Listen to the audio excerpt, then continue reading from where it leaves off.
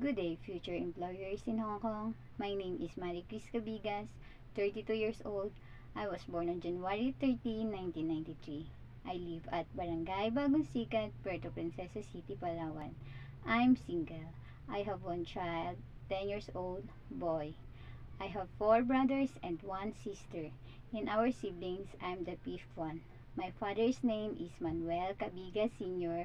He's a tricycle driver, and my mother is Gloria Cabigas. She's a plain housewife. I've been working in Hong Kong before.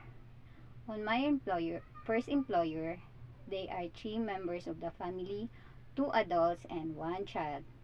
My main duties are taking care of the kid, washing, cleaning, doing houseworks, cooking, marketing. On my second employer, there are 4 members of the family, 2 adults and 2 children. My main duties are taking care of the families, marketing, doing housework, ironing, and teaching the children for their homeworks. That's all. Thank you.